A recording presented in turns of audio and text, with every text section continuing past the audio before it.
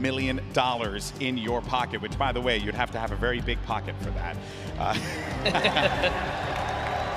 Right now, Benjyfishy is largely considered the world's best Fortnite player. Even when compared to other pros, his mechanics and decision-making abilities are usually in a league of their own. Get out of here, boy! And along with his incredible gameplay, his exuberant attitude helped him grow a fan base that most of us can only dream of. Nice! Nice! Get the finishes, bro! Yeah, just let. What's up, everyone? My name is Kellen, and today we're going to cover the story of Benjyfishy. But before we start, if you're stuck and feel like you don't know how to improve, then you should check out ProGuides.com. Our site has instructional courses, videos, and live coaching, all of which can elevate you to the next level. And coming out very soon is a full course starring Benjyfishy himself, so definitely stay tuned for that. Make sure you like the video and subscribe to our channel, and then check out the link in the description down below, or head on over to ProGuides.com to get started today. Benji David Fish, aka Benjyfishy, grew up in a small river island community in Surrey, England. And early on in life, he found one of his passions, which was bowling. You don't really hear a lot of kids getting into bowling too often these days, but he definitely loved it. And he wasn't just a casual that hit up the alley every now and then with his friends. He played in tournaments, even going on to win quite a lot of them. It was evident that very early on, Benji had an incredibly competitive nature. Unfortunately, after several years of a promising start in bowling, a leg injury made him no longer able to compete. So, he moved on. His older brother Charles had introduced him a few years back to gaming, starting out with games like Call of Duty on the Xbox, then quickly moved on to PC titles like League of Legends and Counter-Strike. And just like other young Fortnite pros that we've done stories on, he was pretty dang good at these games. Not near a professional level or anything, but consistently reaching high ranking in-game. That might not seem like much, but remember, he was only around 11 years old. Hopping from game to game and becoming part of one of the top 1% of players really isn't easy. That requires something special. Now, when Benji was 13, Fortnite got released. You really would think that he got hooked from the very beginning, but that never happened. He just dabbled with it a bit during the first couple of seasons, then eventually stopped playing. At the start, Fortnite wasn't anything special. To him, it was just another game. Until one day at school, Benji had overheard some classmates talking about the game, and as crazy as it sounds, one thing convinced Benji to return to Fortnite so that he could be better than all of his friends. I didn't really get into it at first, but then when I was at school, I heard a bunch of people talking about it. Yeah. And I kind of wanted to like become better than them, like because I remember they were saying how good they were. I guess that just shows his competitive nature. He wasn't even playing the game, yet he still cared to be the best among his friends that were. So after reintroducing himself to the game, Fortnite became Benji's primary focus. Based on some of his previous gaming experience, he knew that if he wanted to take his gameplay to the next level, he'd have to start playing competitively. Back then, no ranked mode or in-game tournaments really existed, which meant that finding like-minded players to play scrim matches with was really the only way. When he did get a chance to play, he took every chance that he got. It didn't take long for Benji to blow past the skill level of his schoolmates. Even though that's why he got back into it, he was actually enjoying Fortnite this time around. So much that he took it to the next level and even joined a team. And while it wasn't a top squad or anything, they were slowly working their way up the community ladders. So much that it started gathering the attention of esports orgs. Not any major ones, as this was still the early stages of competition, but they did get picked up by an org called Clairvoyance. This organization, I kid you not, offered Benji and his teammates beef jerky as compensation. The beef jerky situation. Yeah, it was Nadify, Sister, and Peak. Yeah, I mean, I didn't really know anything about it, because it was Nadify who got us into Clairvoyance. Yeah. I didn't know anything about it. Like, I never even got any beef jerky. I remember Nadify got some, but that was the only person I can remember getting any. Most other orgs provide a salary, sponsorship deals, or management help, but beef jerky? I don't even know, guys. That team didn't last very long. Luckily so, because eventually Benji joined a more promising org, Team Cryptic. an org with big name sponsors like Logitech and Astro Gaming. It was during this period that Benji started playing with some of the players from an even more prolific team, Ninjas in Pajamas. Unless you're familiar with the Counter-Strike scene, you probably haven't heard of NIP. Suffice to say, they were considered one of the top European esports orgs at the time, so Benji getting involved with their players was a massive step forward. While Benji did enter talks with NIP, sadly he wasn't able to join their roster, mostly because of his age, but also because he was stuck in a contract with Team Cryptic. As I'm sure you guys know by now, you used to have to be 16 years or older to participate in official Fortnite tournaments. That age requirement wasn't anything new, it was the industry standard. And combined with him having almost no presence on YouTube or Twitch at the time, NIP just didn't see a big reason to sign the British youngster. So he carried on. In November of 2018, the Winter Royale qualifiers came, and Benji managed to get 116th place. It might not seem like much, but Benji wasn't even expecting this type of placement. He didn't even consider himself a solo player, so being able to place in the top 200 was a huge shock. Unfortunately, because of the age requirement, he was barred from playing in the finals. Despite just being at the very early stages of his career, he would lose a ton of motivation here. Why should he keep on playing if he wasn't able to compete for at least another 18 months? Would it be worth it to sacrifice his social life, his grades, and potentially his entire future for what might amount to nothing? Still, in spite of the uncertain outlook, he kept on grinding. 2019 came, and it quickly proved to be the year of Benjyfishy. Even though the age requirement wouldn't be lowered until the end of February, Benji kept on playing pop-up cups, scrims, and whatever he could do to improve as a player. That's when he happened to meet Mr. Savage. By the way, you can see his story on our channel too. The link will be in the description.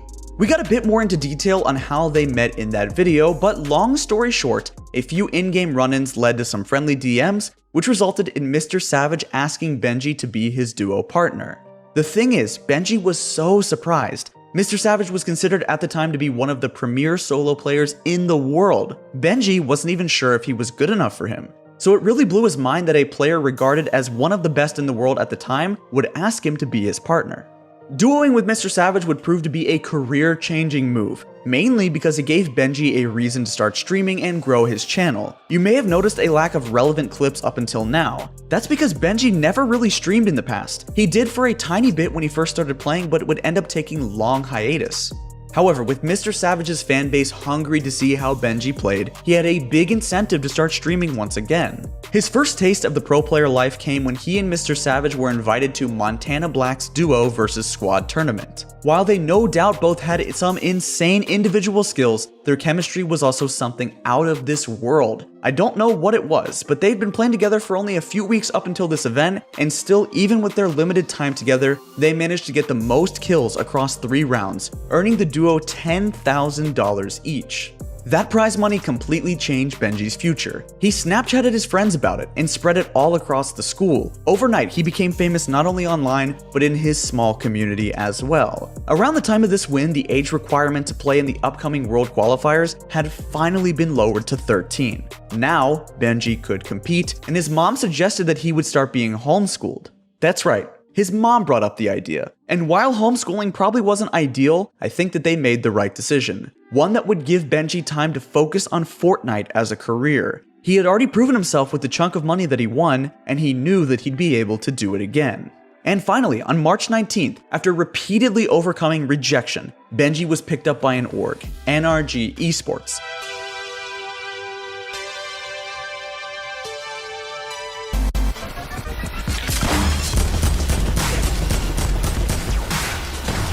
Holy. What a turn of events. In just a few months, he'd grown his stream to new levels, found a top-tier duo partner, won a crazy amount of cash, and signed a contract to a pro org. Man, I can't imagine how he was feeling.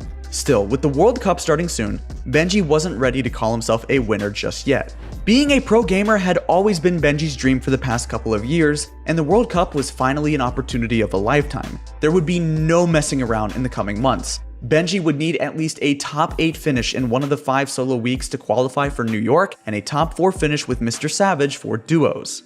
The first week of solo qualifiers would come in April, and Benji absolutely cleaned out the competition. It was no surprise to anyone that knew who he was. Benji was a total monster. Without a struggle, he finished in 3rd place and earned a ticket to New York. The next week would be duos, and again, with no hesitation, Benji popped off. Oh, I'm trapping him. hit him. Yeah, I've got a trap on him as well. Break this, sir. I hit him. Got him. It was a dominating victory too. Benji and Mr. Savage could have gotten something like 20 fewer kills, and they still would have qualified. That's really just how much of a steamroll it was. So with back-to-back wins, Benji became one of the first in the world to double qualify for the World Cup, something only a few players ever achieved. Once July had arrived, it was time for the World Cup finals. In terms of predictions, a lot of analysts were coming up with results based on something called LAN experience, which, if you don't know, dictates how someone can play in an offline environment. Because the players aren't sitting at home in their comfortable bedrooms, they're in a giant stadium with a roaring crowd, the summer heat blasting, going up against the toughest competition to ever exist. Some players might have been used to this sort of environment, but not Benji. This was his very first time taking an international flight, visiting New York, and playing away from home with such high stakes. So, how did he do? Well, perhaps it was the jitters from being in such a momentous occasion, or maybe it was just a spell of bad luck, but whatever the cause, Benji wasn't happy with his results. He and Mr. Savage finished 14th for duos, and Benji got 25th in solos. Now, both of these results aren't bad or anything. We're talking about 100 of the best Fortnite players in the world, and Benji placed 25th against them? Still, he and his fans were expecting at least a top 10. When he was asked what he would do with his prize money, Benji said the only thing he wanted to do was buy his family a house. And while the $100,000 that he earned is still a ridiculous amount of money, it's far from what he'd need to pull that off. So the event sort of devastated him. He saw it as a loss. Was he really not the best solo player like many people were saying? Would he even get another opportunity like this in the future? Still, in the face of many doubts, he kept his chin high. You shouldn't let one tournament result affect you. Obviously I didn't do as well as I wanted at World Cup, but don't let the past affect me. Benji must have channeled his World Cup experience into something positive, because when he came home, he was a whole new person. With the change in competitive formats, we saw one of the best duos ever to sadly come to a close. But for the Fortnite Season 10 Champion Series, Benji grouped up with Mongrel and Mitro, and oh boy, what a trio this was. This guy! I'm getting spammed, chill. Get him, an AR!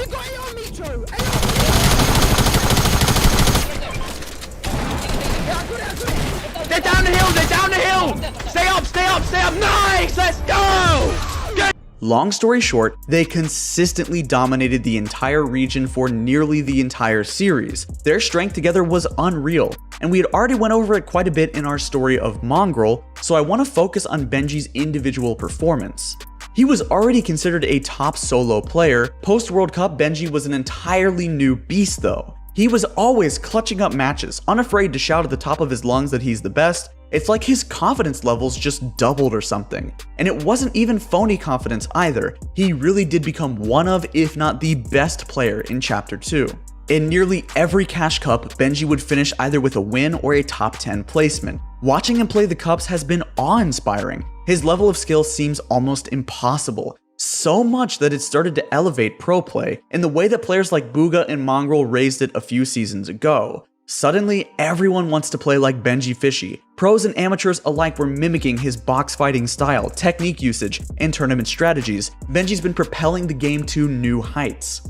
At the start of 2019, Benji set some goals for himself for the year. And while he absolutely smashed the first 4 goals, I think the bottom 2 are much more crucial. Because having no ego and maintaining solid relationships were keys to Benji's success. Think about it. What if Benji responded with hostility or bad manners every time Mr. Savage killed him in those early pop-up cups? Savage probably wouldn't have wanted to duo with him, and Benji's career would have gotten the jumpstart that it needed. Instead, he acted humble and sent messages of kindness, knowing that he still had a lot of work ahead of him to grow as a player. That just shows why connections are so important. We see nothing but success ahead of Benji's future, and while we're unsure of what's coming next for Comp, no matter what, I think Benji will find a way to remain the legend that he is. Anyway, thank you very much for watching, everyone. If you enjoyed learning about Benjyfishy's history and liked the video, make sure you definitely press like and subscribe to our channel. Make sure to let us know in the comments who you want to see next as well. And special thanks to Levin for his podcast with Benji. He really makes some informative content on this, so you guys should definitely check him out. We will leave his channel in the description. Once again, one more time, it's Kellen, and I'll see you guys next time.